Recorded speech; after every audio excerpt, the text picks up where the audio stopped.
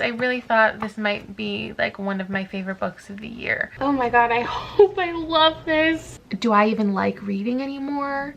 And at that point, I started to have a little bit of a internal crisis.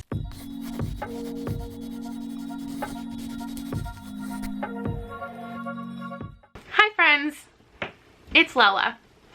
I haven't done this in a while, but I'm gonna have to walk you through this week's vlog.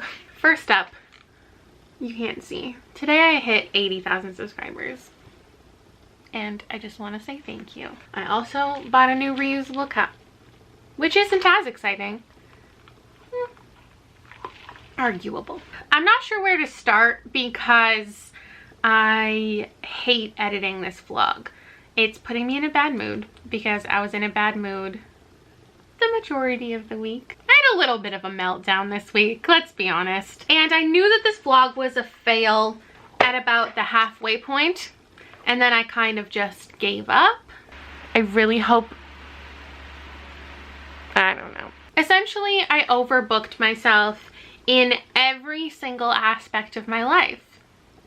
Socially, mentally, professionally, YouTubely. I was exhausted. It was an exhausting week and I wouldn't shut up about it, apparently. It's only 2 p.m.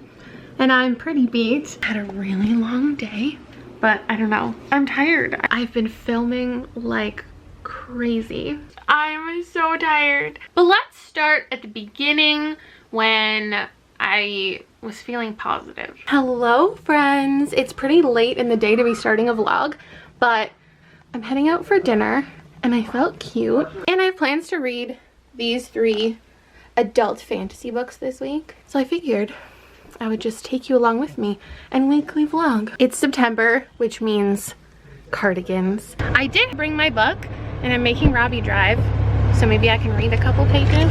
We're heading to a friend's birthday, so we're dropping Liam off with his grandparents and we're going out for dinner. There we go. Lindsay fucked it out. No, Lindsay did fine. Oh, I did something. So I had a great time. Unfortunately, I didn't vlog any of it. And that's when I realized that this vlog was going to be mostly reading and less vlogging. The next day, I went out with another friend. Her and I went out for dinner. We haven't seen each other in 2 years. We had a nice dinner. We went out for coffee. I bought some books and then sent them home with my husband, so I can't show them to you. Didn't vlog a second of it. And at that point, I started to have a little bit of a internal crisis because we all know there was a video by a booktuber who was kind of like making fun of reading vlogs. Nothing wrong with that video, like I'm not even talking about that video, I'm just talking about like my own interpretation. And once my vlog started to become just about books and not about my life, I was like, she's right, this is just a book review and I could just sit down and do a book review. So then I just kind of gave up on the vlog, but I kept vlogging really half-assedly. I'm trying so hard and I just like can't get into it. I also didn't read a single another page of the 10,000 Doors of January that day. I don't like that it's written, I don't like the story, I don't like the plot. And then I started actually reading Ninth House. I am super excited to start this. This is Ninth House. It's the first book in an adult fantasy series by Leigh Bardugo. It takes place at Yale and stars a girl named Galaxy, or Alex Stern. She's in a kind of shitty situation and gets hired on to monitor the activities of the secret societies. There's 8 different like magical houses who do occult activities. She, I think, is in the 9th house, the observing, monitoring, security one. This book is super dense. This name, every time I see it, I see like Darkling. I'm a third of the way through 9th house. I will admit, I'm not completely hooked. I'm definitely interested in more parts of the story than others. There's a lot of different things going on. They're doing a lot of explanations for the magic system, which is definitely helpful. It makes sense, it's not confusing, and I'm kind of hoping that we get a little more real life stuff. Now I know this is a fantasy novel, but it is urban fantasy, it's real life, it's like current day, there's pop culture references, so I'm hoping that along with all this magical stuff we also get like some real life vibes. What kind of example can I give? Say like Buffy, okay? In Buffy, there's all the magical stuff, but she's also like going to prom. That's probably not the best example, but you get what I'm saying. If not, it's totally fine. I just want to see Alex, you know, going to class and going on a date. Maybe that's too far. That's just what I like in my urban fantasy.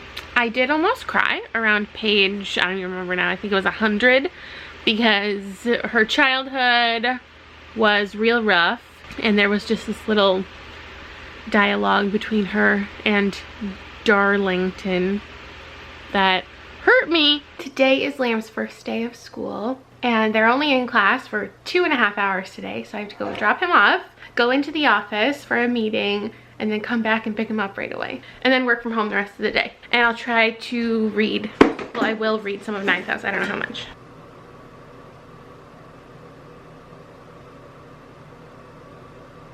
I got to, I think, the halfway point of Ninth House, and I still feel the exact same about it. It's fine, it's interesting, I want more things to happen. Dropped Liam off at school, went all the way to the office, picked up Liam from school, clocked in for some work, took him skating, clocked in for more work, and now I just dropped him off at a pool party. And now I need to clock in for some more work because it hasn't been an 8-hour day. Not even a little. By then I'm gonna have to make dinner. So my update is still like, I haven't read anything.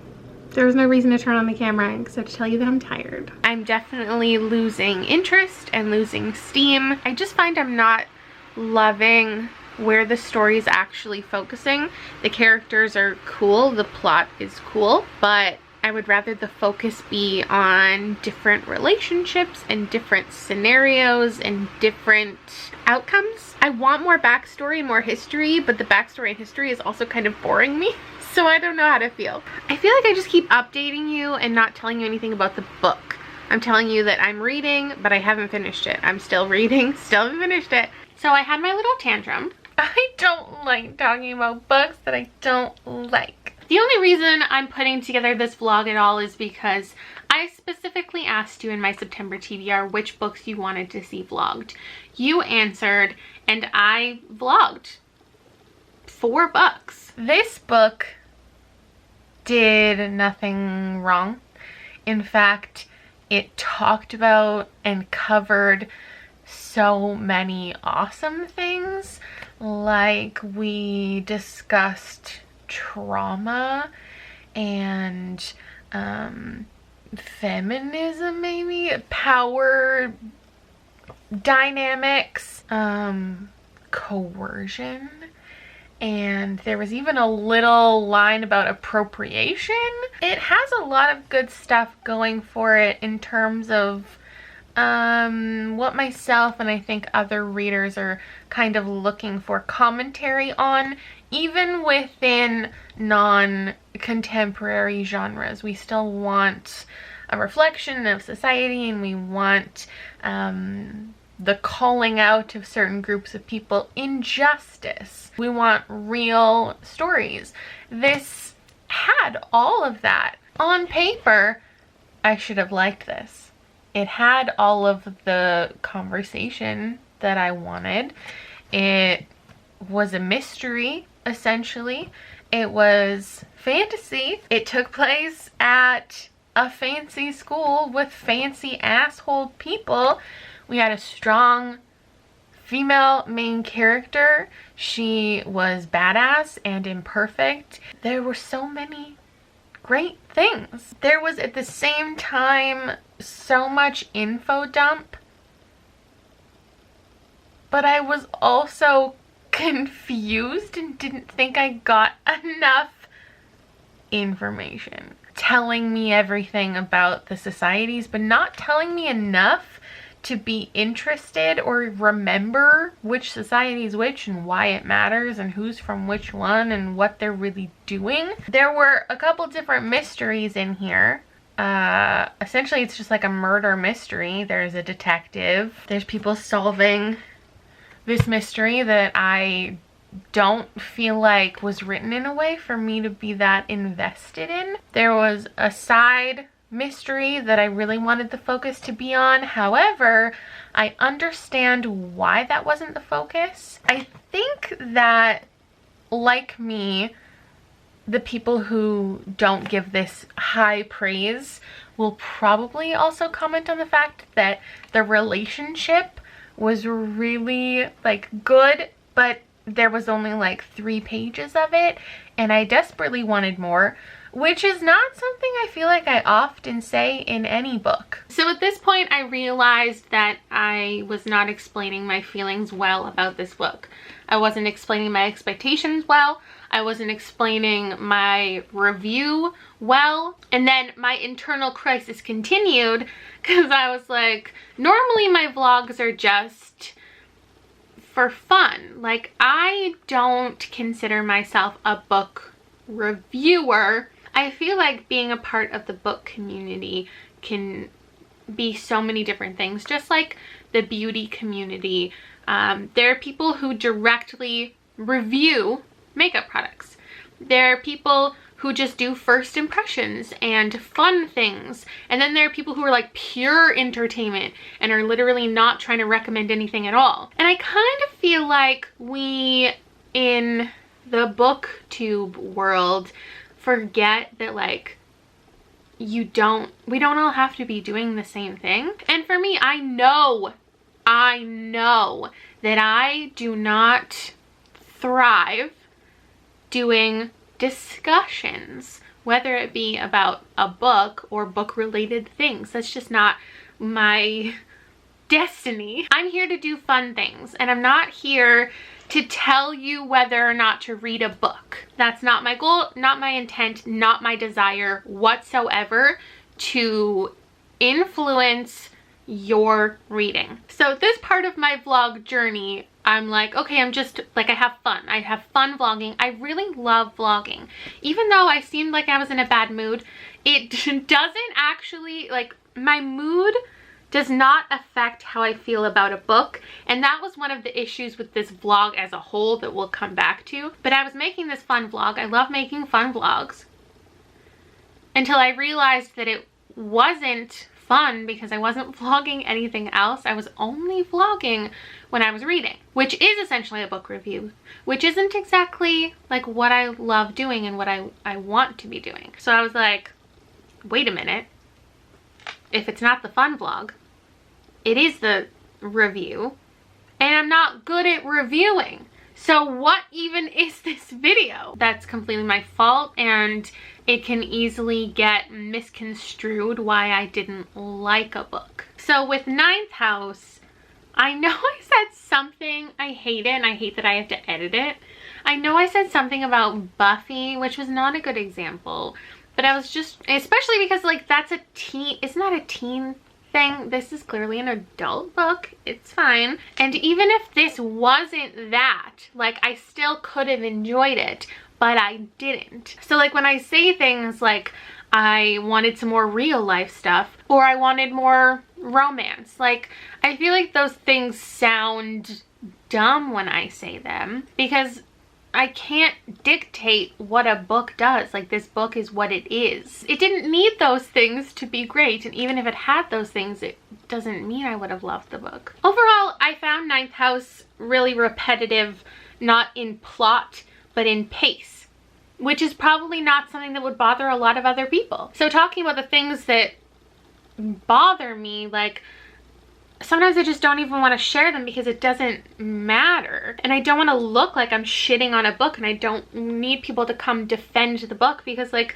in the grand scheme of things, it doesn't matter. If I like this book, it shouldn't influence if you pick up the book. But at the same time, when I love a book, I obviously tell you, like, ooh, you have to read this. So, like, I'm a hypocrite. The pace of this got, like, predictable.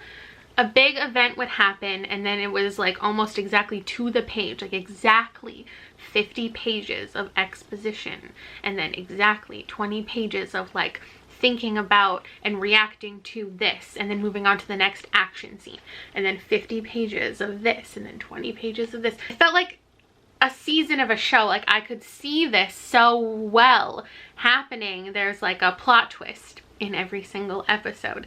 There's a cliffhanger every single episode.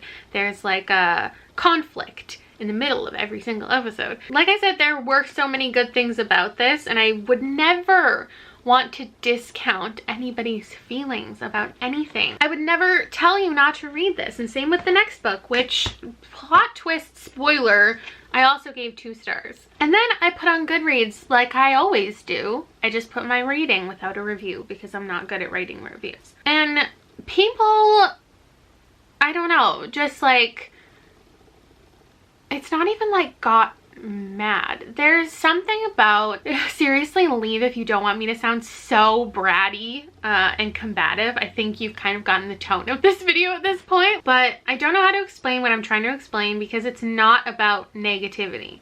I'm not focusing on negativity. I'm not upset by negativity. Like, that's literally not the point of what I'm trying to say. What I'm trying to say is that there's just literally too many people consuming my content. It's too many to keep up with.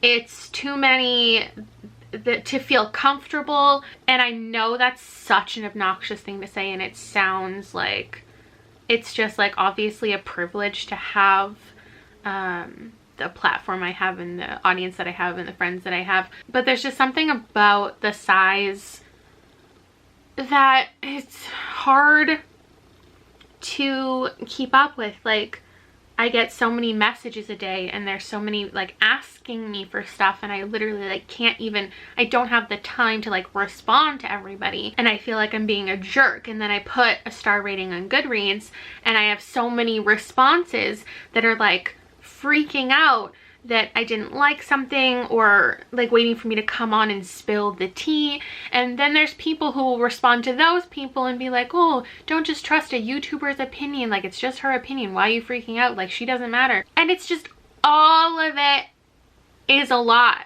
Really, anytime I put out any type of content, especially videos, there's so many people who want to have a say in my content, which is such an honor. But it's too many for me to realistically please all at the same time, that it just feels really overwhelming most of the time. And that's not me being like wah wah, that's just telling you like where my mental state was this week. I had a really long day. I'm kind of mentally, socially tired. I posted a video reacting to my channel 4 years ago, and I got a couple comments that were just a little like disheartening, because there were people saying that like my content was more enjoyable in the past because I had more energy, and like I guess I seemed like I was having more fun. And that really sucks, because it's a fair thing to say, because I'm exhausted. Like, my life is 10 times more busy, tiring, exhausting than it was 4 years ago. New media is just so different. When you watch TV, regardless of if it's like even a real person, like a reality TV person, a host of something, they're essentially paid for their personality to be the same person. That's why you tune in to, I can't even think of an example, like Live with Regis and Kelly? I don't even know what I'm talking about. But like, Kelly is Kelly, and she's always going to be Kelly, and even if her personality changes, she's like kind of paid to be like the Kelly that we know and love and want to see on the TV every day. And obviously cartoon characters are always the same characters on sitcoms. Even if 10 years have passed, they're still playing the same character. People on YouTube, like, I'm not a character, I'm a real person. I don't only film when I have all the energy in the world, or I wouldn't put out the amount of content that I want to. And I'm not gonna like fake having energy, because I just don't think that makes sense. But I'm not gonna wait until like I have all the energy in the world to film. So I get how certain videos are more enjoyable, or you say things like, I liked your old content, not just to me, but to anybody on YouTube. But it is frustrating because like, I'm not a cartoon character. I started this channel in my mid-20s, now I'm in my late 20s. I have a different, you know, personality. I'm different every year, and I'm different every month, and I'm different every week. Like, I could be filming a video when I'm on my period, like, and I just don't have the same energy. And it sucks to think that people think that's less enjoyable, or that I don't like making videos. And then when we get to the point in the vlog where I start to tell you that I'm not having the best week, I feel the need to defend my feelings about books and tell you that just because like I'm not in a good mood, it doesn't actually affect my feelings about a book. I'm in the mood to read. It's not like at a different time I would rate these books differently. But I feel like that's a natural assumption. So then I'm already within my own vlog, with no outside opinions even happening, suddenly feel a need to defend myself and tell you that like, regardless of my mood and my external stuff happening, like, I read because I love reading. When I'm reading, I'm not stressed out about reading. I just know that based on other vlogs and times that I haven't liked books and I also haven't had the same energy, like when those two things are happening at the same time in a vlog, people associate one with the other, and they're like, oh, well, you should have read this book another time, or you shouldn't be reading that right now. You didn't like this book because you were in a bad mood, or whatever. And that's just literally not how it is for me. Like, I don't take reading that seriously. I wouldn't have given this any different of a rating reading it at any different of a time. There's something about, again, having a certain size audience and being on YouTube for so long that you can kind of just like predict the comments before they happen. And unfortunately, and I know this is true with a lot of other content creators, it can dictate the type of content you make, or the way you edit, or the things that you cut from your videos. And it just overall makes things seem a little less authentic. So fuck. I didn't detest this. I'm not going to scream from the rooftops about how much I hate it, but I definitely didn't like it. And I'm sad that I didn't love this. I really thought this might be like one of my favorite books of the year. So whatever, no one is shocked that I don't like a book that I really hyped up for myself. I think you could kind of tell. It took me 5 days to read this book, which is not normal for me. Ugh. Onward and upward. We're starting The Raven Boys.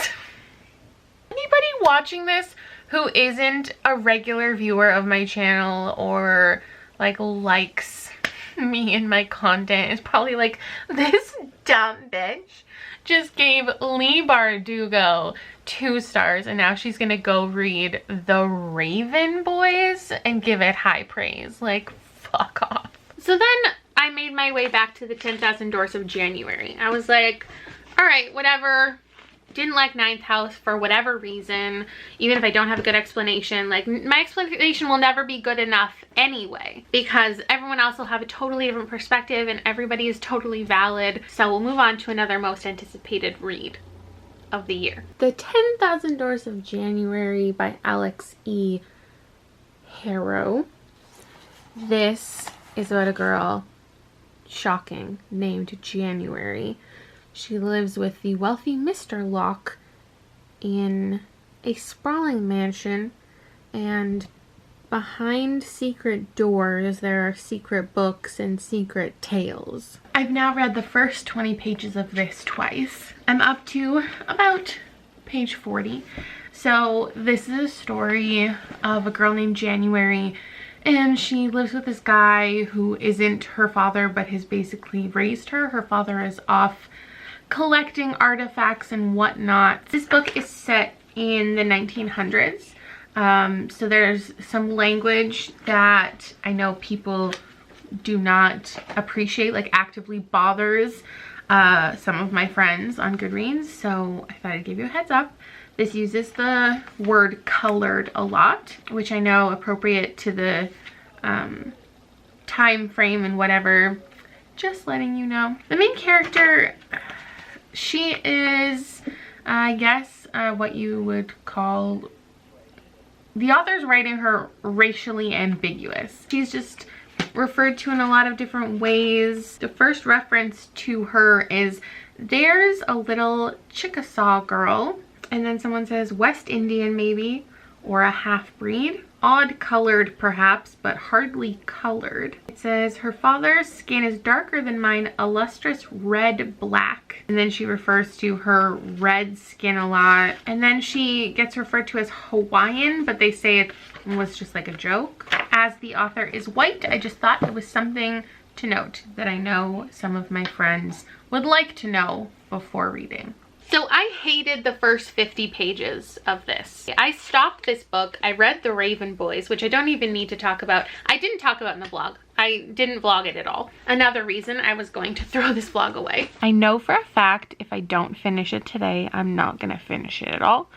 So I'm gonna plow through. I have a feeling I might DNF it. This whole situation sucks because I was so excited about this title. Like, this is one of the few books that I went out of my way and like emailed the publisher and was like, I want this book. I want to read it. I want to share it with everyone. It sounds like something I would love. I kind of should have known because it's a book inside a book, which is rarely my taste, but I didn't know how much of the book would be in here, and it's taking over so much of the plot, and I'm just not interested in the story within the story, and I'm really barely following. Like, I want to share with you exactly what's happening in it, but it's also historical fiction, which I didn't know going in, but it's also magical. So it's not just like dry historical fiction.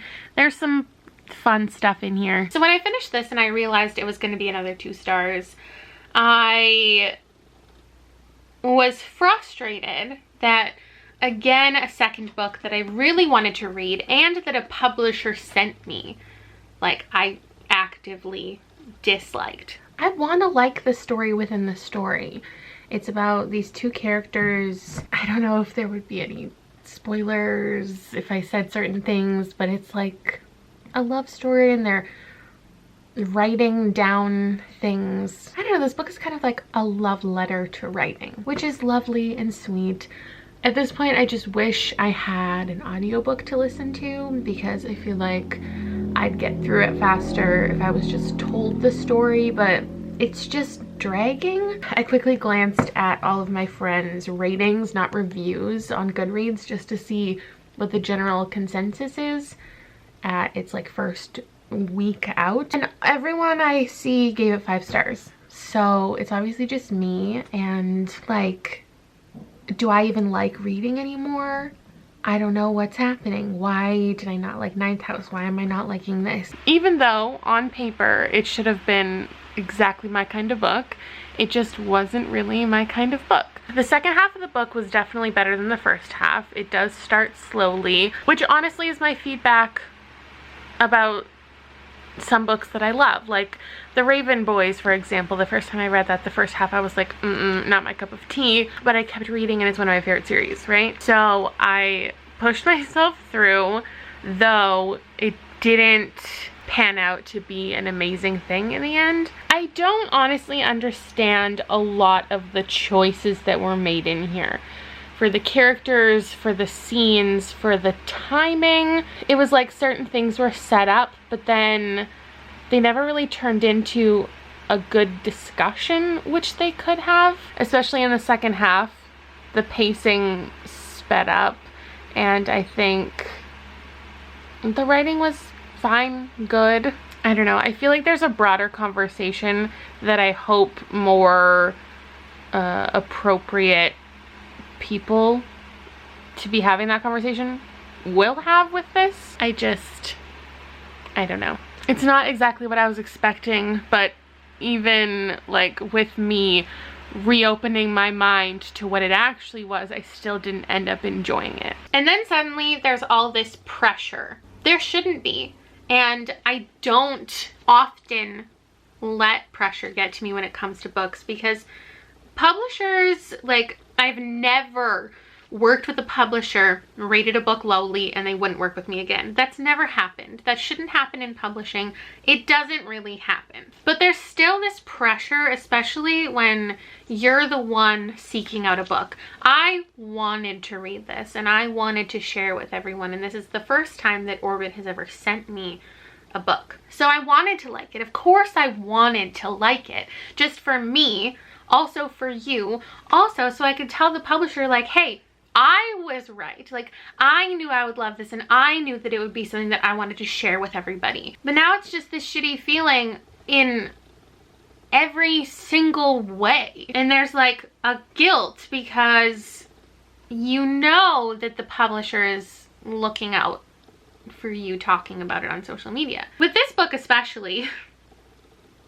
listen, I got sent a hard copy, which was shocking, and I was so grateful.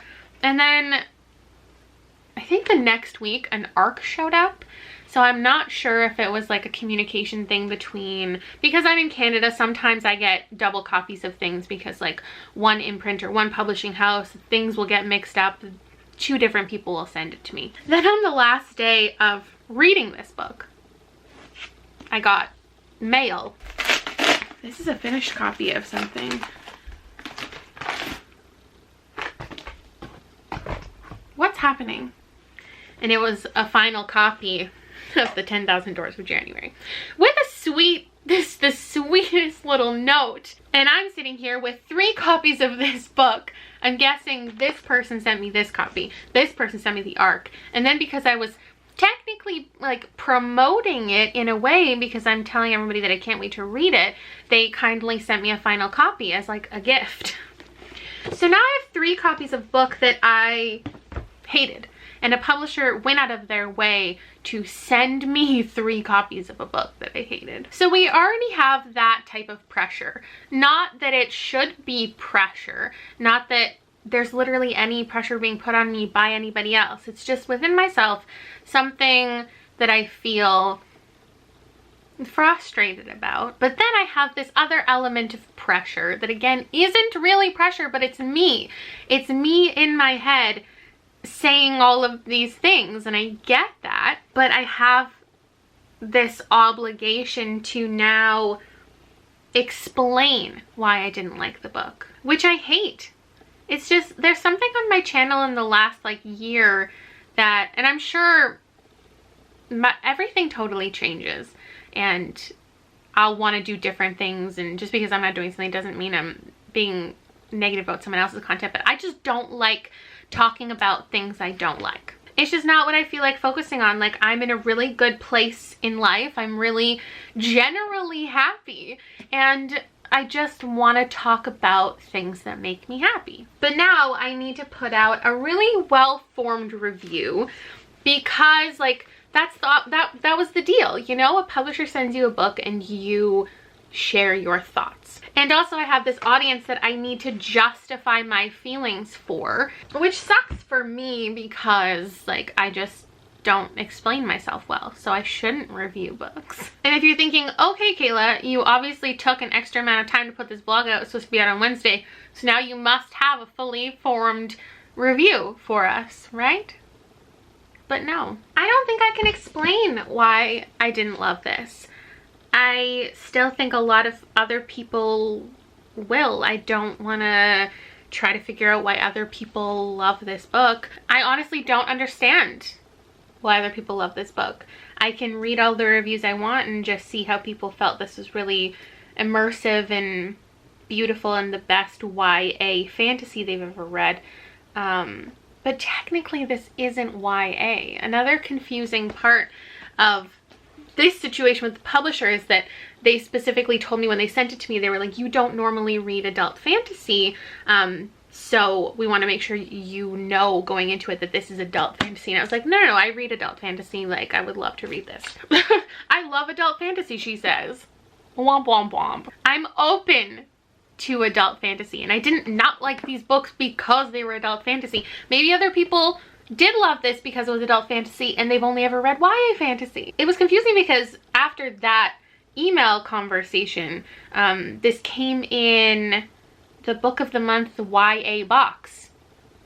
So it's being marketed as YA. In the grand scheme of things, I don't think any of that even matters. So let's move on. I wonder if this kind of gives people a better idea of why the bigger somebody's audience is on BookTube, the less likely they are to read like self-published stuff or small press stuff. It depends on the person completely, and I think a lot of it is like wanting to be relevant, wanting to work with big publishers, wanting to get paid for content, whatever. But there's also this huge element of like working with an author directly. There feels like so much at stake because you know that that author is going to see your review, and as much as you'd like to avoid it, there's always going to be a sense of pressure to rate it higher or end up not rating it at all, because if you felt poorly towards it, you don't want to put out to all your subscribers like, I don't think you should read this book, because you're directly affecting someone's career. Like, I'm not affecting Leigh Bardugo's career by giving this 2 stars. But with as intimate a relationship as working directly with an author would be, that's just, it's a lot, man. So when my mood was at its absolute lowest and my level of self-care was at its lowest. Good morning. It's now Sunday. I look the same as I did last night. Scrunchie's still in my hair.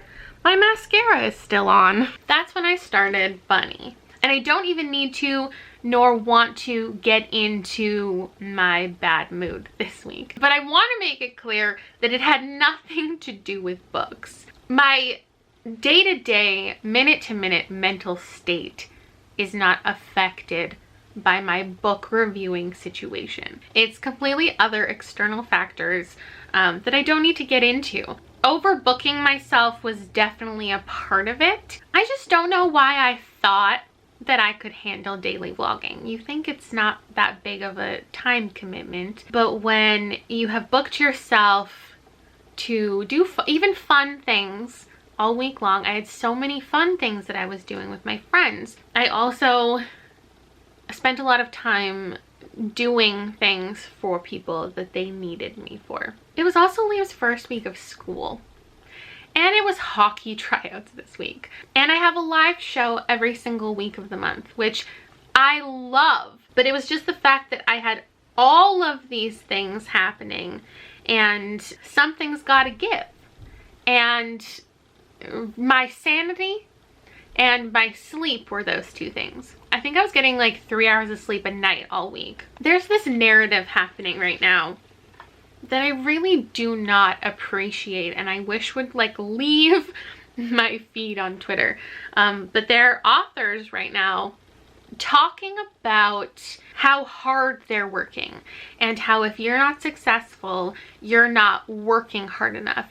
And if you're not writing 12 hours a day, and if you're not getting 3 hours of sleep, and you're not sacrificing all of these things, like that's why you're not successful. And I think it's a really dangerous conversation, because poor mental stability, if it can be helped by like getting enough rest, shouldn't be something romanticized or something that you should strive to or tell other people to strive to. Is to put yourself in an uncomfortable situation in order to be creative or artistic. I talk about sacrifice in a light way, and I feel like maybe I'm subconsciously participating in that type of narrative. When I talk about, you know, you have 10 things that you need to do in a week and you need to sacrifice a couple of them in order to be extra successful at these other things,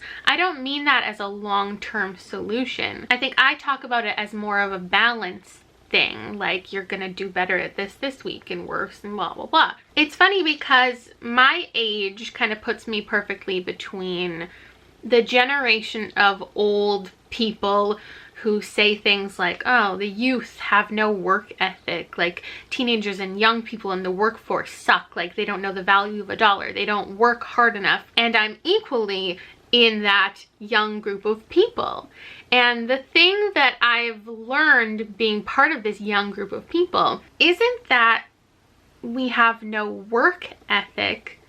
It's that we watched our parents or grandparents work themselves to the bone and risk relationships and hobbies and mental health and quality time, like with their families, and quality of life for something that in our minds isn't really worth it. We can talk about financial stability, but I think a lot of people in that generation were working towards financial like excess or recognition, and all those things are well and fine. And if you want to have no like fun in your 20s, 30s, and 40s in order to have a huge like retirement fund and really start to enjoy your life when you're 60, that's totally fine. But I think that this generation is realizing that like that's not really worth it. Like if you're not having a good time, like we can enjoy our lives. We should have jobs that allow us the freedom to actually do what we like, or we should have jobs that we enjoy. I don't know what the point of that was, but it's just something I'm thinking about. And me continually letting myself get run into the ground, even though I'm enjoying the things that I'm doing, like I just need to reassess where I'm putting my time. Because right now, the sacrifice isn't worth it. Sleeping 3 hours a night in order to get all the shit done that I need to do is not realistic long term. So I need to adjust some things, think about some things, maybe not try to daily vlog when I'm also have 1,000 other things on the go. What were we talking about? Bunny. I'm 50 pages into Bunny and I love it. It's so good. Like the main character had a 2-page, like, I don't know what you would call it, a monologue that was so intense, and I'm so obsessed. I stopped vlogging at this point because this is when I was at my worst. I was having a bad time. You can ask anybody around me. It was an unfortunate couple days. You're so fucking weird.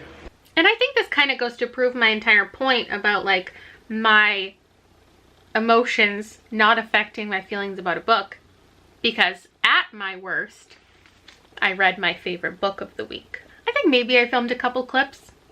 I'll put them in here if so.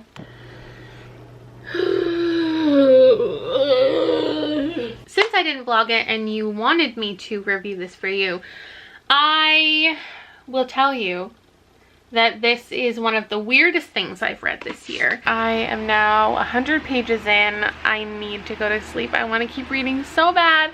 This is one of like my favorite things I've read in a while. The dialogue is ridiculous in such a good way. I don't even know how to describe it. Do not recommend. Unless you already like weird stuff and you don't get offended by things. There's a lot of throwing around words, sluts and whores, and the R word was in here. This just shows me that I'm not a good, like a proper booktuber, because the books that I didn't like, I'm still telling you to read. And the book that I loved so much, I really don't know if you should pick this up. It was almost too weird for me, and I feel like that's saying a lot. I have an inkling that this is going to be one of the lowest rated books on Goodreads, just in general. It's one of those books that could end up, unfortunately, deemed problematic. If I didn't already piss you off, if I already wasn't combative and a sad sack in this video, like, I'll just go ahead and do that here. It's not that I'm, again, of this generation that thinks this generation is too sensitive and too PC and we can't say anything, blah, blah, blah. I think it is right that people are calling out people and media and expressing their feelings and saying things that hurt them and wanting more representation and, you know, standing up for what they believe in and all of that. Sometimes, though, I think I've seen that people, how do I say what I'm trying to say?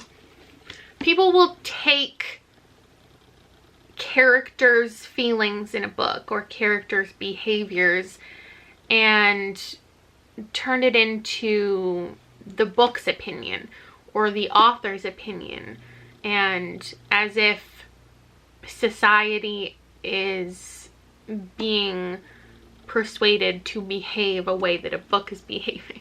There's a lot of fucked up stuff in here. There's just one example is slut shaming in here, okay? There's characters who say wild, terrible things to each other. And I think that some people reading that in a book will interpret it as a book like romanticizing something or condoning something. And I'm not saying that doesn't happen. That's a valid conversation and definitely worth talking about.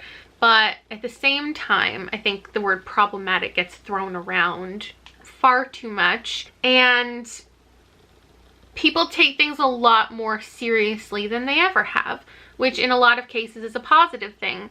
But in some cases, like cancel culture and the like, can become really toxic. So this book is weird for sure, but also like raw and gritty and yikes. And that's something that I personally really love. I also see a lot of men writing fucked up stuff and not being called out nearly as much as women who write fucked up gritty stuff. So Bunny got 5 stars for me. I don't think I actually said that. It's about this girl who joins a cult, and all of the girls call each other Bunny, and they're kind of your quintessential like dumb college girl who talks like an idiot and people judge, and our main character judged them until becoming part of their cult. And it's an adult fantasy. It doesn't explain in the synopsis, but hey, if you don't want to read about animal death, don't pick this up. They do things, transformative things happen. I guess body horror you could kind of use to describe this, which is very interesting that I gave it a full 5 stars, because I normally like actively skip those parts and ask people to tell me if there's like animal torture or death or harm in any type of book. I say it's kind of different in this capacity because it's fantasy, but I don't know, it's up to you to decide if that's something that you're okay reading. I'm just really in love with Mona Awad's writing. It's so immersive, and I felt so uneasy reading this. And if you can like invoke a feeling so strongly in me with your writing, like, I love you. Part of this book was written in first person plural, and it was just one of the best choices and most interesting portions of a book I've ever read. I think this is one of those books that the ending is gonna piss off a lot of people. The whole book is probably gonna piss off a lot of people. It just came out in June. I think she's a Canadian author, which just naturally seems to get less traction, but it has awful ratings, which I understand. I understand that this isn't someone's cup of tea. I don't know how else to further explain it, because that's it. Like, cult fantasy, it's dark, it's weird and gross and doesn't make a lot of sense if you don't mind magic systems where you're confused the entire time and you just have to be okay with it. Like, this is perfection for me. I'm debating if it's in my top 10 of the year. I think it's just on the cusp. I also read The Raven Boys, but I didn't vlog anything, and I feel like I talked at length about my feelings in the live show, and also I've done so many videos where I talk about it. So I am sorry that I'm not doing a whole Raven Cycle vlog, and I didn't vlog my feelings in here. Kind of sucks. But I read 3 adult fantasy novels this week. I really didn't like 2 of them, but I can barely explain why, and I loved one of them and I can barely explain why. And if that doesn't sum up my channel, thank you for watching. I know we went on a lot of tangents here, but if you stuck around until here, like, I appreciate you so much. Thanks for being one of the 80,000 if you are. If you're not, subscribe down below. Give me a like if you liked it. Check out my next video. It'll probably be out tomorrow or the next day. I also have a live happening tomorrow for the Dream Thieves, or it might be today depending when I get this vlog up. I don't know what I'm doing. I'm trying to reassess the time that I'm putting into things, and I'll see you later. Bye.